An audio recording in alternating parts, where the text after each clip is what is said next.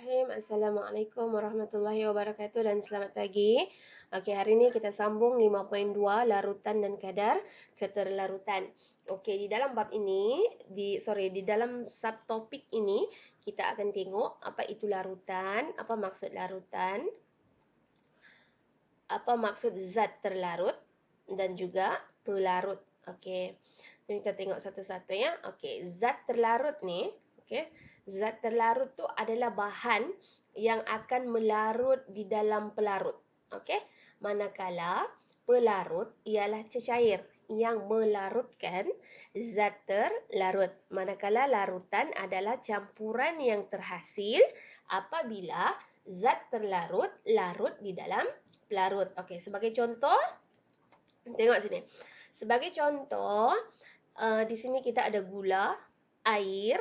Okey, gula ini ialah zat terlarut sebab gula ni bila kita masukkan dalam air, dia akan larut kan, dia akan hancur. Okey, dia akan larut. Jadi, gula itu adalah zat terlarut. Manakala air yang melarutkan gula, air itu ialah pelarut. Manakala air gula tu air yang terhasil daripada gula yang larut di dalam air. Jadi ini ialah larutan. Boleh kan? Okey, cikgu bagi contoh lain. Cikgu bagi contoh lain.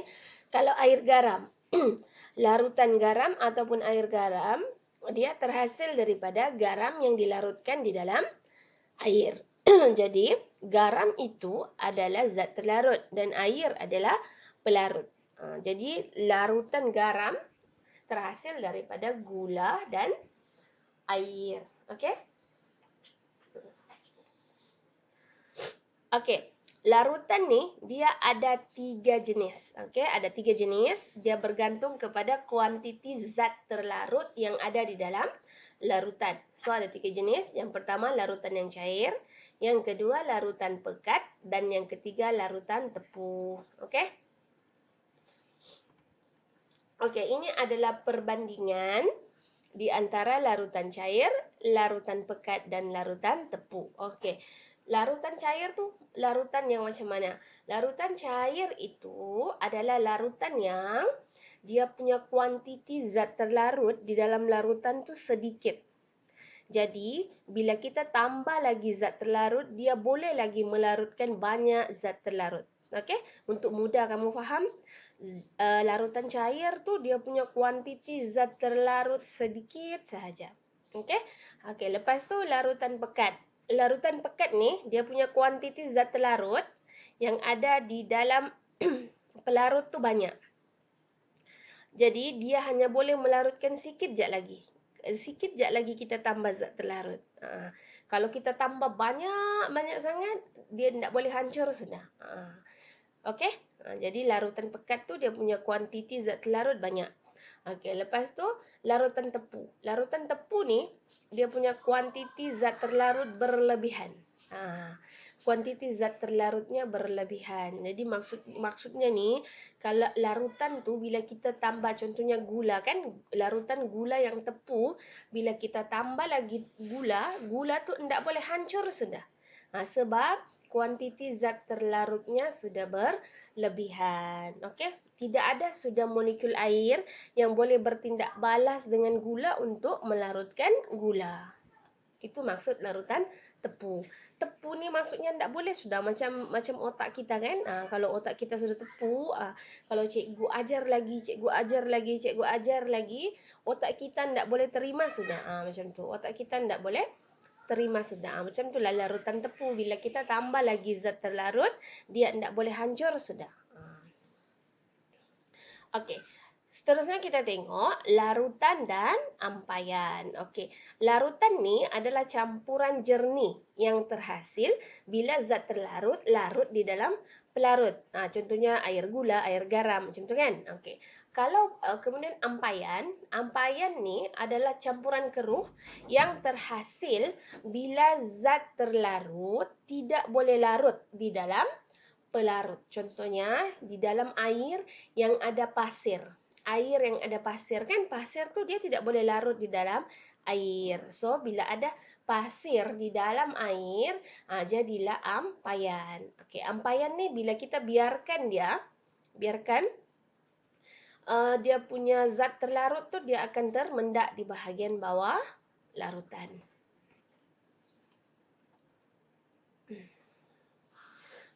Okey,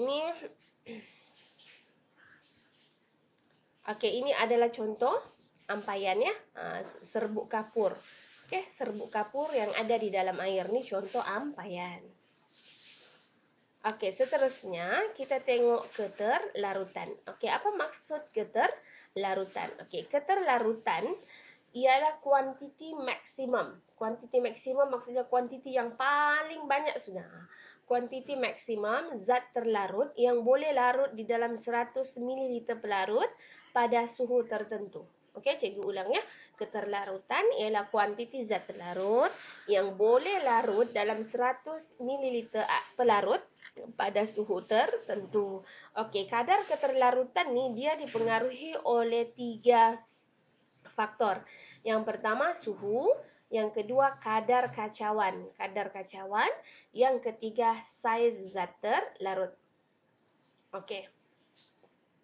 Mula-mula kita tengok suhu dan kadar kacauan. Okey. Secara logiknya, bila suhu, maksudnya air sejuk, air panas. Air sejuk tu suhu rendah lah, air panas tu suhu tinggi. Bila kita masukkan gula dalam 2 gelas, yang satu air sejuk, satu air panas, yang mana larut dulu? Air sejuk ke air panas? Mesti air panas kan? Yang berasap-asap macam ni kan? Air panas tu dia punya gula akan larut terlebih dahulu. Okey, lepas tu kalau ada 2 gelas yang ada air panas, kita letak gula, kuantiti gula yang sama, kuantiti air yang sama. Okey, satu kita kacau, satu kita tidak kacau. Yang mana gulanya akan larut dulu? Yang mana gulanya akan hancur dulu? Yang kita kacau kan? Biasakan buat air panas kan? Mesti yang kita kacau. Kenapa? Persoalannya sekarang, kenapa pada suhu tinggi dan bila kita kacau, zat terlarut ataupun gula tu dia larut lebih cepat? Sebab, okey, bila suhu tinggi ataupun bila kita kacau dia, tenaga kinetik zarah-zarah tu akan bertambah. Okey, tenaga kinetik zarah-zarah tu akan bertambah dan perlanggaran di antara zat terlarut dengan zarah-zarah pelarut tu semakin kerap. Jadi, dia boleh mengisi ruang di antara pelarut dengan zat terlarut. Okey, sebab tu dia cepat larut. Okey, kalau pula saiz, okey, ini berkaitan dengan saiz. Kalau kita ada gula halus dan gula batu. Gula batu ni bukan gula pasir tu, ada seketul-ketul, yang ketul besar macam ni kan. Bila kita letak di dalam air suhu yang sama, yang mana dia cepat larut? Yang halus kah ataupun gula batu? Mesti yang halus kan? Persoalannya kenapa? Okey, kalau kamu mau tengok senang je ni, kamu boleh buat di rumah. Kan? Air sejuk, air panas, letak gula. Lepas tu letak dua-dua air panas, letak gula, satu kacau, satu tidak kacau. Lepas tu ambil lagi 2 gelas, satu letak gula halus, satu letak gula yang besar. Okey. Kenapa gula halus tu dia akan hancur ataupun dia akan larut terlebih dahulu? Sebab bila gula itu kecil, halus-halus, jumlah luas permukaan yang bertindak balas dengan air tu lagi besar, lagi banyak ya. Sebab tu dia hancur cepat. Kalau gula yang besar macam ni, permukaan luar ni sejak kan, kalau sebiji gula macam ni besar kan, yang bersentuhan dengan air tu di bahagian luar ni sejak kan, bahagian luar je. Yang di dalamnya tu lambat baru kena air. Tapi kalau gula halus, dia cepat bertindak balas dengan air sebab dia punya jumlah luas permukaan yang bersentuhan, yang bertindak balas dengan air tu besar. Okey, seterusnya kita tengok koloid. Okey, sebelum cikgu teruskan koloid, okey, kita tengok dulu Apa perbezaan larutan dengan ampayan? Okey, larutan ni dia campuran yang jernih. Kalau ampayan pula dia campuran yang keruh, kan? Sudah cikgu terangkan tadi kan? Okey, kalau larutan ni lagi, dia boleh ditembusi cahaya. Kalau ampayan, contohnya kalau ada pasir di dalam air kan, dia tidak dapat ditembusi oleh cahaya. Okey, lepas tu larutan ni bila kita turas, contoh air gula kan yang sudah hancur gulanya, bila kita turas, okey, kita tidak akan dapat sisa gula tu. Tapi kalau ampayan, contohnya pasir dalam air, bila kita turas, kita akan dapat pisahkan pasir dengan air. Okey, seterusnya kita tengok koloid. Okey, koloid ni adalah dua campuran ataupun dua atau lebih, boleh 3, 4, 5. Okey. Dua atau lebih campuran, tetapi dia membentuk campuran yang tidak jernih. Dia tidak jernih tapi dia tidak menghasilkan mendakan. Nah, dia tidak jernih tapi tidak menghasilkan mendakan. Okey? Jadi maksudnya koloid ni dia di antara larutan dengan ampayan. Kalau larutan dia jernih, kan? Kalau mendakan dia kalau ampayan dia menghasilkan mendakan. Tapi kalau koloid dia tidak jernih, tapi dia tidak menghasilkan mendakan. Contohnya air susu. Air susu tu dia tidak jernih kan? Jernih ni maksudnya tidak berwarna macam air putih kan? Contohnya susu dia tidak jernih. Tapi bila kita biarkan dia lama-lama, dia tidak akan membentuk mendakan. Itu adalah koloid. Contoh lainnya mayonis, busa yang krim yang dipakai bercukur tu itu adalah koloid. Ni contoh koloidnya. Okey, seterusnya air sebagai pelarut semesta. Okey, air ni kenapa dipanggil pelarut semesta? Sebab dia boleh melarutkan hampir semua bahan sama ada pepejal, cecair ataupun gas di muka bumi ni. Okey? Air ni juga kita gunakan sebagai pelarut domestik. Okey, untuk bahan dan juga bahan mentah dalam industri. Okey? Okey, ini kegunaan air. Okey, ini antara kegunaan air. Yang contohnya boleh melarutkan baja.